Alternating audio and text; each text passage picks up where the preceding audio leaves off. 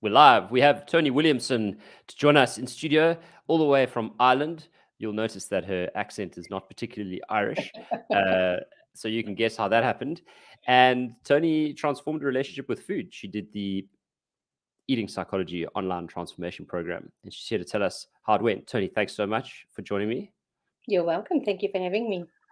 So it transformed, okay, and life is better now. But tell us what it was like when it wasn't great. How was your relationship with food, and what is your history of dieting?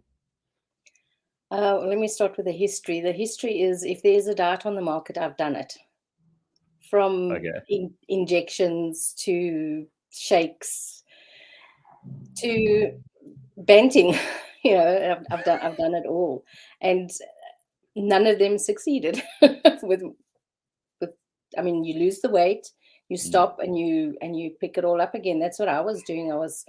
I'd be great for a month, 2 months, 6 months. I mean, I even did way less and Weight Watchers and lost a load and picked up more than what I lost when I finished it. And it was a cycle, and just literally, I felt like a failure, continuously failing at trying to lose weight. I thought I was broken. I thought there was something wrong with me. Not a happy place to be, and I wasn't a happy person, to be honest. Yeah, and how long did that period of Well, dieting take? well, you kind of think I thought I was overweight as a child because of some comment that an adult said to me. And when I look back, I was just a normal child, and maybe was a few kgs overweight, but so what? And then so my bad relationship with food and with alcohol really as well started 18 years old. That's 13 years ago. Yeah. So it's been a long time. It's about time I Yeah. sorted myself out. I didn't know about the alcohol thing. How was the relationship with alcohol? Yeah, well, I would classify myself as a functional alcoholic, is what I thought I was. I think a lot of people around me would have said, "Oh, no, you're fine. You're good. You can just enjoy a glass of wine." I said, "Yeah, but the problem is when the bottle's opened, it has to get finished, Yes. regardless, and that's a problem." And it Mm. was for me, and I tried it a long time, and I wrestled with it, and to be honest with you, the whole sort of um, transformation in my attempt. I sort of went from every day of the week to weekend binging in my attempts to sort of curb that, and that would work. And then I'd stop for a couple of months, and then something would go wrong, and I need a drink. I mean, just that phrase alone is a red Yeah. flag. Need a Yeah. drink. Yeah. And then I believe God orchestrated a whole sort of, it was like steps. First, your emails of Eat Psych, Eat Psych, Eat Psych is like, okay. But funny enough, I'd been thinking for ages, I really need to go for counseling for this issue, because there's something not working if none of the diets are working for me. What is it? Is it just that I have a crappy metabolism, or is it that there's something going on up here? So yeah, so then I was actually standing in a queue to get a PCR test with a lady from church, and I Yeah. basically confessed to her that I want to stop drinking in 2022. I want to dry here a year, and she said, "No, well, that's I'll pray for you and thing." And then the cycles came along, and I couldn't start on the 1st of January like I wanted. So I only started in, I think, when was it, March, that the next sort of Yes. Yeah. cycle was. I started then, but by then I'd already been dry for 3 months. So I was sort of overcoming. But I mean, I'd done 3 months before, so it didn't. There was no like sort of, okay, now you're winning type of thing.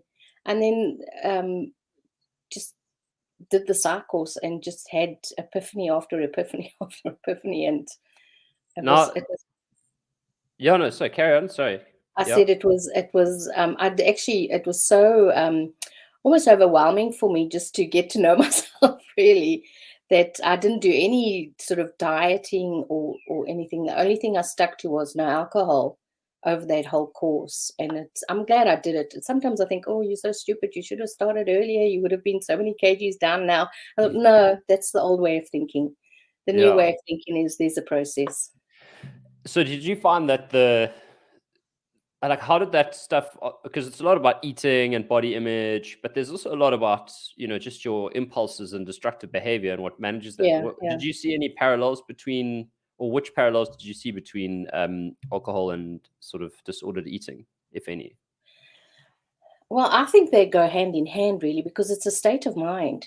It's I've been a good girl. I deserve a reward. So, let's have a pastry. Let's have a glass of wine. You can interchange the two.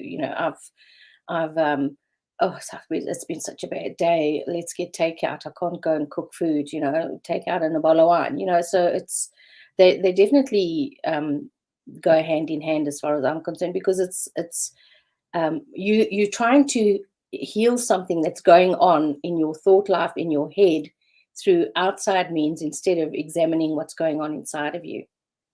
So the psych courses has strengthened my commitment to no alcohol, and also dealt with all the other food issues. So it was good. So let's talk about some of the stuff. Like, I don't want to say too much about the actual program, because it might scare some people. But what I'd love to talk about is what some of the epiphanies that you had. So what were some breakthroughs or places where you were stuck that you really broke through, that, when pennies dropped and trajectory changed? Yeah, I think the biggest sort of, without going into any details, how I actually got to this epiphany, because there's a whole step, you do, but that was to love myself. I didn't love myself. And I was just a disappointment to myself the whole time. And it was just, I was reminded of the scripture where Jesus calls us to love others as we love ourselves. I was like, that explains why I don't like people. I don't like myself. Wow. So it's just, that has just, I don't know, it's just it's made a difference in my spiritual walk. It's made a difference in how I interact with others as well. I have more compassion for people. I have I've always been a kind of an empathetic, is that how you say it, person? I think it's like an empath.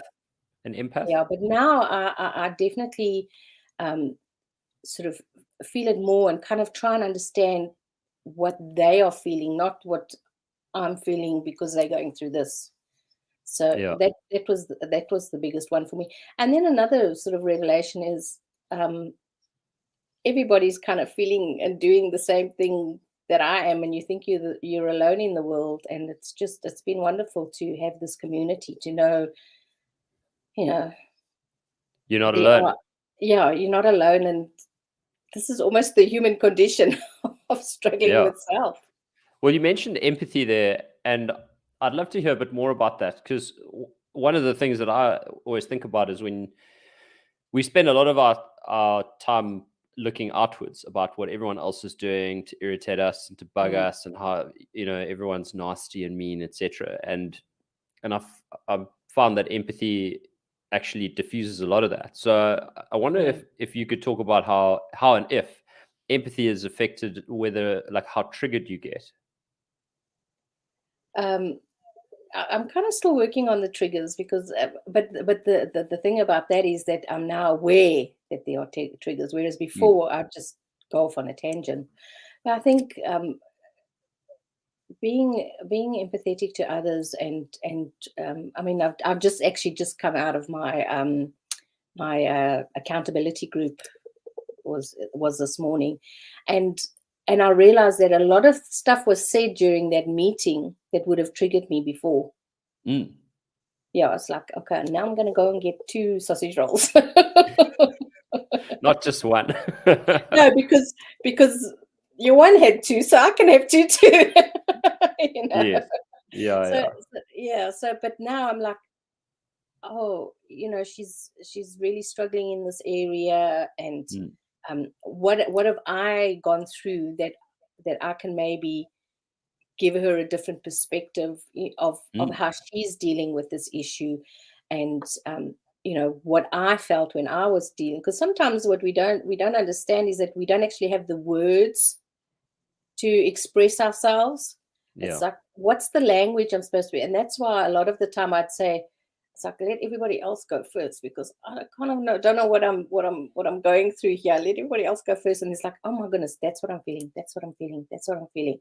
And then Mm. once you become aware of that, it's like, okay, this is what I need to do to get over Yeah, whatever that the issue, the binge you, or you the yeah, you or, raise a great point. Vocabulary is really, really important. Mhm. I think a lot of people don't have an emotional vocabulary, and so they feel Yeah. discomfort and can't like There's label no it. label. Yeah. Yeah, and because of that, it's just this discomfort that wafts in and out, and you're not really sure, Yeah, it's how it will and go I down. think that's also because we're not examining ourselves, it becomes the other person's issue. Mm. Yes, Yeah. absolutely. You Yeah. have you did not have dinner ready for me when I came home after working all day. So now I'm cross and upset. But I don't recognize that I'm cross and upset because number one, I'm hungry, and number two, I'm disappointed. Mm. Now I'm just, you're a selfish person. And Yeah. that just as a scenario. Please, husband, Yeah. Yeah, yeah, exactly. Yeah, but basically, if I'm uncomfortable, it's definitely someone else's fault, I think, is the yeah, crux of it. yeah. Um, awesome. So tell us about what life's like now. Now that you've been through this process and it's like the dust is settled and you've kind of like gone on Yeah, about it. How is your relationship with food different? How is your approach to dieting different, and your approach to yeah, your body and yourself? yeah. Well, I think my body dysmorphia is becoming more realistic in the sense that I don't see this great huge woman, but I see a person now Mm. and not a fat blob. That has been the big thing, and um, I realize now that it's not about the diet. It's nothing. I'm not on a diet anymore. I don't diet. I'm not a person that diets. That has been done and dusted. Got the t-shirt, got the video, sent them back. So, it's so I know I have issues with food now. I'm aware there are triggers. Am I 100% successful? No. There are days that come with failure and that. And in fact, about a couple of weeks ago, I was reminded of one of the pictures that was in the course of the journey. Like the graph, it's from 0 to hero, but in reality, it's this. Yeah.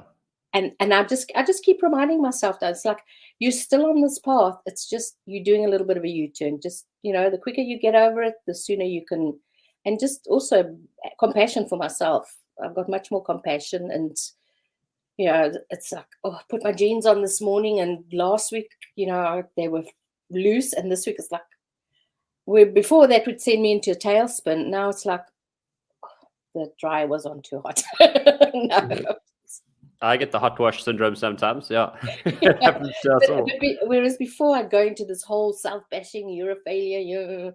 Now it's like, okay, that bowl of oats you had didn't help this week. I heard I got a Jonno phrase today. I was non-compliant, so I'm going to be Yeah. compliant from now on. You mean instead of cheating? Yeah. Yeah, Yeah, yeah. instead of saying good or bad or Yeah, the whatever. good or bad thing, I mean, that's a real thing, and it's something that people still say now. Even people who've done lots of programs, there's like this morality attached to Yeah, being healthy, and I think a lot of yeah, us feel genuine guilt, like we've been bad people. yeah. Thank God that guilt has left me when it comes to food. It's now if I feel, what's more important, being sociable with my friends and having one non-compliant meal, or being hard-assed about I don't eat that, I don't eat that, when the Mm. woman's been slaving away and made delicious chocolate eclairs. Yeah. So yeah, totally. My whole relationship is just. I mean, as humans, we need to eat to stay alive. Yeah. So to have a hang up and categorize the foods we eat is, no, my goal now is to be healthy and live to 120. Obviously. And yeah, honestly, Yeah. the Bible says you can ask God for 120 years. I'm like, okay, Lord, if it's your plan, I don't mind living Well, to 120, just so I can torment my kids for a bit longer. Well, they say the first person to live to 150 was born more than 10 years ago. I think they said that when I was in digs, because I remember where I read it. So that was Yeah. almost 20 years ago. They said Yeah, I can first person to live to believe it. 150. Yeah.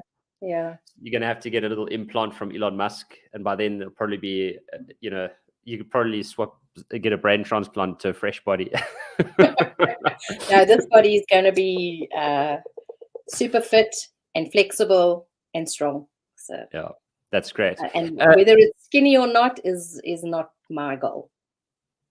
So, in your opinion, what kind of person would? So you know that the Eating Psychology Online Transformation Program, that is the super sort of like next level program, and now we've actually made like this. I wouldn't say like the baby version, because it actually we thought it would be like super light, and it's ended up being quite impactful as well. It was supposed to be a teaser, but it's also quite kind of full on. And that's the Emotional Eating Online short course.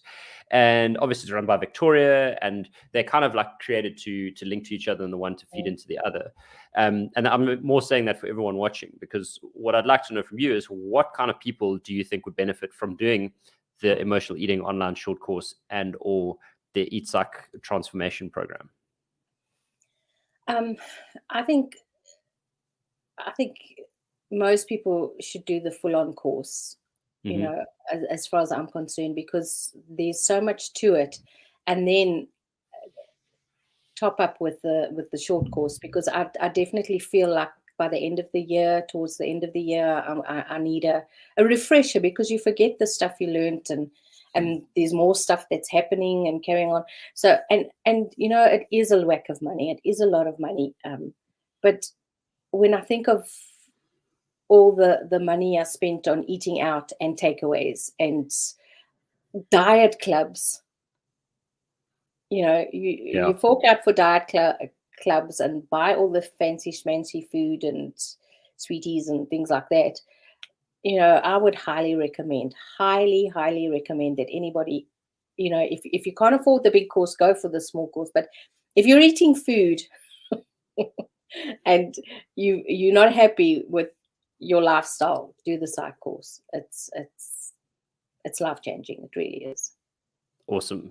Toni Williamson, patching in from Ireland, a successfully transformed relationship with food. Thank you so much for coming to share your story with us. All the best.